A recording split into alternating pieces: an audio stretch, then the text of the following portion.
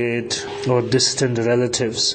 So in this way, when there is happiness, when there is joy that is taking place in their lives, that we should rejoice in their happiness and their well-being, and we should wish them only happiness and joy, and that in whatever way we could help support their experience of happiness and well-being, to do so.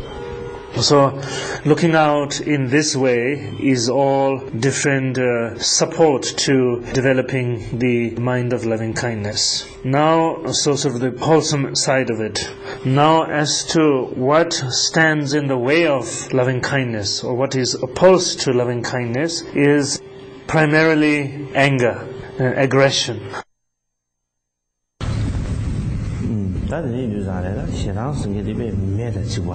While all, in general, all mental afflictions are against virtue, but hatred is the primary opposition to that of loving kindness.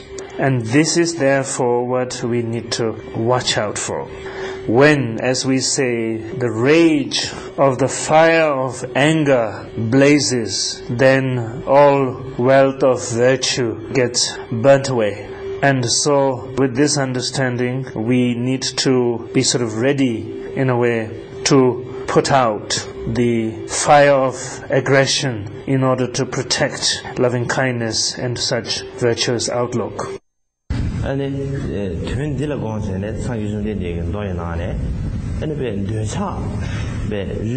in consideration of this fact, in the teachings of the Buddha, it is pointed out that even if one's attachment is as huge as a mountain, even that is not as bad as if one's anger is just a tiny speck, or for that matter, of a moment. Because a moment of anger or aggression can have more destructive influence than that of great degree of attachment.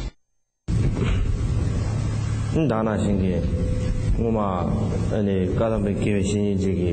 so in this way, that basically pointing out the destructive force of anger. And further along the training in Bodhicitta, or loving kindness, one Karmapa spiritual master was approached by an elderly woman and asked him as to how to train in the mind of loving kindness.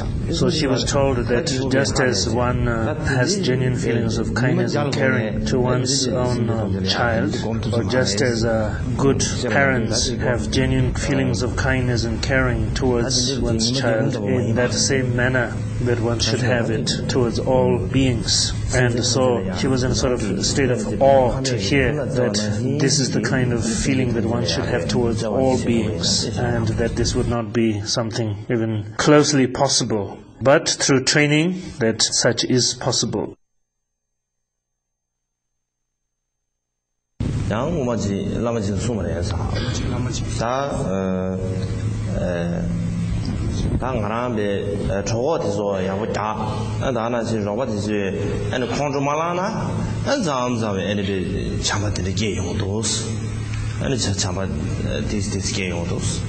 Also,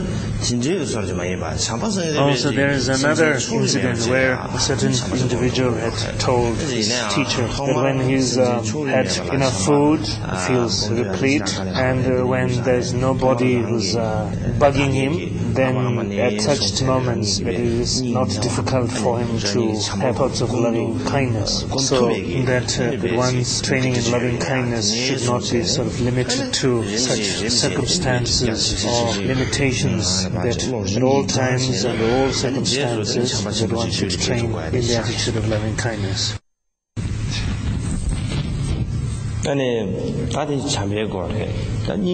Now, briefly talking about compassion, Bodhicitta being that of loving kindness and compassion. Compassion, then there is those factors that support the development of compassion and those that works against the development of bodhicitta.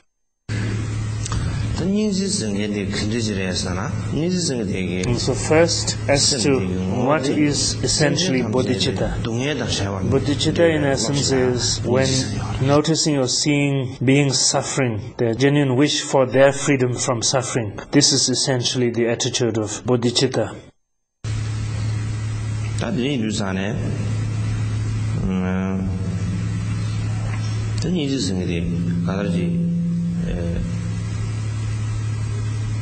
So this is the attitude of compassion. Normally, the object of compassion is those who are in a state of despair or sadness, in whatever situation of destitute, that towards them sort of wants a heart going out and feeling if they could only be free from such situations of suffering.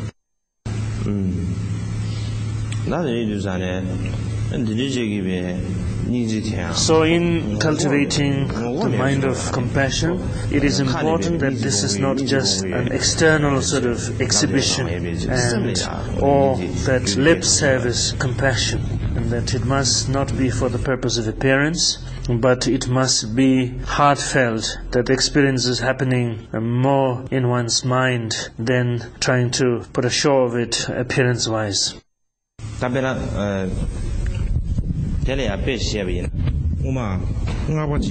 One example along this line, it is said that one yogi, or who was in the appearance of a yogi one day, that he had one goat and he felt that he wanted to kill this goat, and he wanted to have some kind of feast offering, and he wanted to have meat for this feast offering.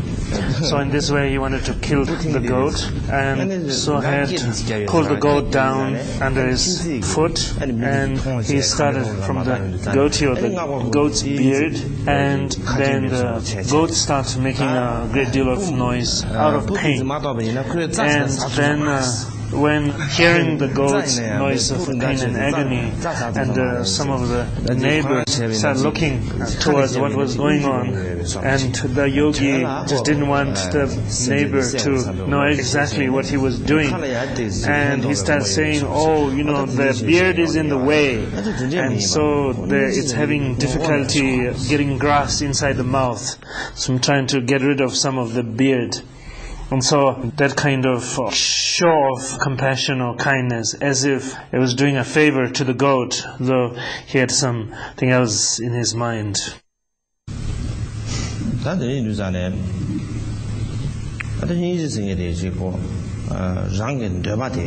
So in this way, that it is very much possible a lot of times that individuals have some selfish motives in mind, and yet in appearance make it look like they are practicing kindness or compassion. It is also said sometimes in Tibet that some people would find excuse to kill older animals, saying, oh, poor thing, they're getting too old, and so best that they die. So in this way, killing, but even though the selfish motives in mind. So in this way, the cultivating of compassion should be witnessed by the genuineness of one's mind, not just a matter of show.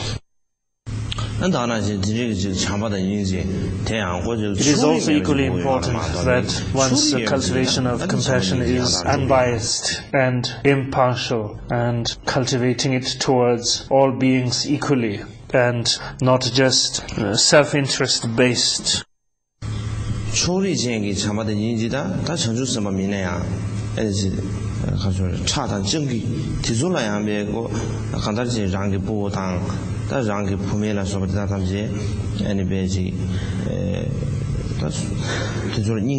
We could say even hawks and wolves have biased compassion. They care for their own immediate ones, or that they maybe kill someone else to feed their own offsprings and so forth. So in that much we can say that even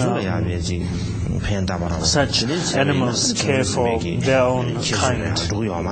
And so our cultivation of compassion or expression of compassion is not for the purpose of deception and deceiving others in the name of compassion so that one can take care of one's family or one's spouses or whatever other people of interest. So in this way, that in essence one should train the attitude of loving